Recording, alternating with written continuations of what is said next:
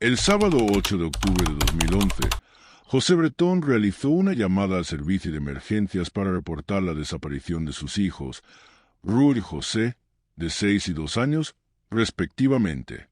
Inicialmente, se sospechó que el secuestro podía haber sido perpetrado por un pederasta. Mientras tanto, José Bretón acudió a la policía en calidad de denunciante, acompañado de 3 testigos que respaldaban su versión. La infancia de José Bretón Gómez transcurrió en el barrio de La Viñuela, en el seno de una familia de clase media. Criado en un entorno aparentemente estable, cursó estudios en un colegio religioso, donde se destacó por su disciplina y carácter reservado. Al finalizar su educación secundaria, optó por enlistarse en el ejército, buscando la vida militar un propósito y estabilidad. Según algunos de sus compañeros, Bretón llegó a ejercer como cabo de infantería y se mostraba como un joven aparentemente normal, de trato cordial y buen compañero. Sin embargo, su estancia en el ejército no estuvo exenta de dificultades. En 1994, fue enviado a Bosnia en el marco de las misiones internacionales de pacificación, donde vivió experiencias traumáticas que marcarían su vida de manera irreversible. La crudeza del conflicto y el impacto psicológico de las situaciones extremas que presenció lo llevaron a replantearse su futuro, decidiendo finalmente abandonar la vida militar. Tras su salida del ejército, José Bretón regresó a Córdoba. Con la intención de reconstruir su vida, se integró en la rutina civil. Fue en esta etapa cuando conoció a Ruth Ortiz, una joven estudiante de veterinaria con quien inició una relación sentimental. Tras algunos años de noviazgo, en 2002 decidieron casarse, formando lo que parecía una familia común y estable. Con el tiempo, nacieron sus 2 hijos, Ruth y José, quienes se convirtieron en el centro de la vida de la pareja. No obstante, la relación comenzó a deteriorarse con el paso de los años. José Bretón mostraba actitudes posesivas y controladoras hacia su esposa, lo que generaba constantes conflictos en el matrimonio. Finalmente, en septiembre de 2011, Ruth Ortiz tomó la decisión de separarse, comunicándole su determinación de continuar viviendo con los niños en el domicilio familiar. Durante el juicio de divorcio, Ruth lo describiría como un maltratador psicológico y un padre negligente, incapaz de brindar el afecto y la atención que sus hijos necesitaban. La noticia de la separación fue un golpe devastador para José Bretón, quien no aceptó la ruptura y comenzó a obsesionarse con la idea de recuperar el control sobre la situación. Ante su creciente estado de ansiedad y desesperación, buscó ayuda psiquiátrica, aunque esto no impidió que su comportamiento se tornara cada vez más errático y perturbador. La relación con Ruth se volvió insostenible, con discusiones constantes y amenazas veladas que generaban un clima de tensión insuperable. Fue en este contexto cuando José Bretón comenzó a planear meticulosamente su venganza, urdiendo un plan atroz que marcaría uno de los crímenes más estremecedores de la historia reciente en España. Nos situamos ahora en las horas previas a la fatídica llamada que José Bretón realizó al servicio de emergencias para denunciar la desaparición de sus hijos. ¿Qué sucedió realmente aquel día? La mañana del 8 de octubre de 2011, José Bretón llevó a sus hijos a la casa de su hermana Catalina, donde permanecieron hasta aproximadamente las 1:30. A partir de ese momento, el rastro de los pequeños se perdería, dando inicio a una de las investigaciones más mediáticas y conmocionantes de la época. Desde allí, José Bretón emprendió el camino junto a sus hijos hacia la casa de sus padres, donde permaneció el tiempo justo para hacerles creer que se dirigía a almorzar con unos amigos, algo que en realidad no era cierto. La fachada de normalidad que mantenía ante los suyos parecía ser la de un padre común, preocupado por sus hijos y por las interacciones cotidianas. Sin embargo, detrás de esa apariencia, su mente ya estaba completamente entregada al plan que había urdido durante semanas. Al salir de la vivienda de sus padres, condujo su vehículo hasta la finca de las Quemadillas, un lugar apartado y aislado, que, según sus cálculos, sería el escenario ideal para llevar a cabo su macabro propósito. Durante el trayecto, o al llegar a la finca, Administró a los niños una cantidad indeterminada de antidepresivos, con el propósito de inducir su adormecimiento total o incluso su fallecimiento, alejándolos de la conciencia y asegurándose de que no pudieran resistirse a lo que les aguardaba. Una vez en la finca, aproximadamente a las 1:48 de ese día, José Bretón intentó nuevamente comunicarse con su esposa, Ruth, para saber si ella había respondido a sus intentos previos de contacto. Sin embargo, al no lograr establecer comunicación, decidió que no podía esperar más. Con una determinación fría y calculadora, continuó con su plan, sin mostrar ninguna duda ni remordimiento. Lo que había reflexionado con antelación comenzaba a tomar forma. Preparó una especie de pira funeraria en un área apartada de la finca, oculta entre varios naranjos, lejos de la vista de cualquier persona que pudiera haber transitado por el lugar. Usó materiales que ya tenía dispuestos, asegurándose de que todo estuviera listo para la macabra tarea que tenía en mente. En ese rincón apartado, colocó los cuerpos de sus hijos, sin que se pudiera determinar si aún estaban con vida o si ya habían fallecido, sumidos en un sueño profundo e irreversible inducido por los medicamentos. Sobre ellos, dispuso una mesa metálica con el tablero en posición vertical, que cubría prácticamente toda la extensión de los cuerpos y la propia pira. La imagen era la de un escenario espantoso y completamente deshumanizado. Después de preparar el lugar, encendió una gran hoguera, alimentándola con 250 kilos de leña y 80 litros de gasoil. La temperatura alcanzó los 1200 grados, creando una combustión tan intensa que generaba un efecto comparable al de un horno crematorio. La violencia del fuego desintegró rápidamente los tejidos blandos de los cuerpos de los niños, dejando solo restos óseos casi irreconocibles. José Bretón permaneció junto a la hoguera durante varias horas, vigilando que la temperatura se mantuviera elevada, añadiendo más gasoil a la pira para asegurar la completa calcinación y desaparición de cualquier vestigio físico que pudiera ser utilizado en su contra. No fue hasta las 5:30 que se alejó del lugar, después de asegurarse de que su acto estaba completo. Posteriormente, José Bretón condujo hasta las inmediaciones de la ciudad de los niños, estacionando su vehículo alrededor de las 6:01, a unos 300 metros de distancia del parque. Durante este tiempo, intercambió mensajes con su hermano, Rafael Bretón, con el fin de hacerle creer que estaba en las cercanías del parque junto a sus hijos. Para reforzar su mentira, lo hizo parecer una situación completamente normal, sin levantar ninguna sospecha. Cuando consideró que había pasado suficiente tiempo para hacer creíble la falsa desaparición de los niños, decidió hacer la llamada decisiva. A las 6:18 llamó a su hermano Rafael, informándole que había perdido los pequeños mientras jugaban en el parque. Con ello, comenzaba a implementar la farsa de la desaparición que había planeado con tanta frialdad. No tardó en realizar otras llamadas a familiares cercanos, consiguiendo que tanto su hermano como su cuñado, José Ortega, acudieran al parque para iniciar la búsqueda.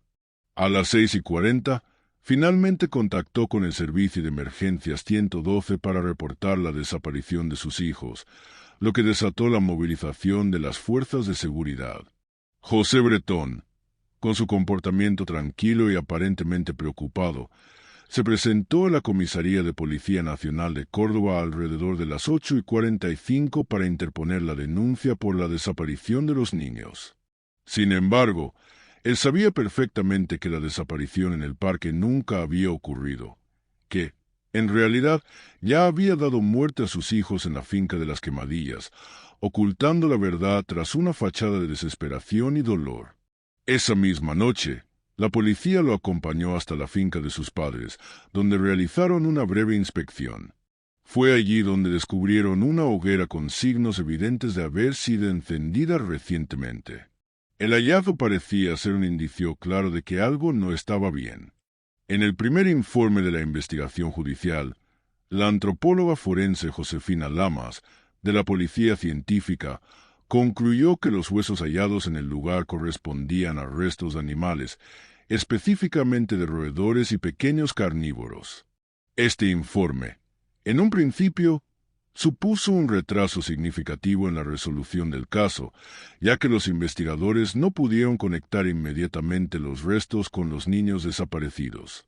Sin embargo, este error inicial solo prolongó la angustia de la familia y la policía, aunque el caso comenzaba a tomar un giro inquietante que llevaría a descubrir la verdad detrás de la desaparición de Ruth y José Bretón. Por otro lado, los padres y hermanos de Bretón optaron por no testificar, aunque su cuñado, José Ortega, sí lo hizo. Este último, con un testimonio clave, afirmó que Bretón era responsable de la desaparición de los pequeños, o al menos de haber hecho desaparecer a los niños, aunque no llegó a afirmar directamente que los hubiera asesinado. La decisión de la familia de no intervenir en el juicio, de alguna manera, reflejaba la división que existía entre los familiares del acusado, quienes preferían mantener su distancia de un caso tan perturbador y polémico. La incertidumbre sobre la culpabilidad de Bretón se reflejaba en las declaraciones de los familiares, que no sabían cómo enfrentar la dolorosa verdad, mientras que la presión de los medios de comunicación y de la opinión pública se hacía cada vez más insoportable.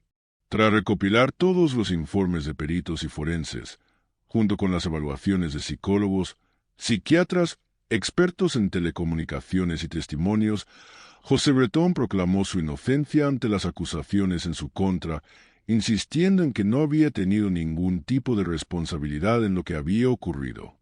A pesar de los numerosos indicios en su contra, Bretón se mantuvo firme en su versión, aunque cada vez más personas y pruebas parecían apuntar hacia su culpabilidad. Su defensa continuó argumentando que la investigación había sido sesgada, que su derecho a presunción de inocencia había sido vulnerado y que el juicio no había sido justo. Sin embargo, estos argumentos no lograron convencer al jurado popular. Después de 3 días de deliberación, el 12 de julio de 2013, el jurado popular de la Audiencia Provincial de Córdoba lo declaró culpable del asesinato de sus hijos, Ruth y José. Fue sentenciado a 20 años de prisión por cada una de las muertes, además de ser condenado por la simulación de un delito de detención ilegal o secuestro de menores. La sentencia reflejaba el profundo rechazo hacia el crimen que había cometido, y las víctimas, sus propios hijos, representaban la tragedia más desgarradora para la sociedad.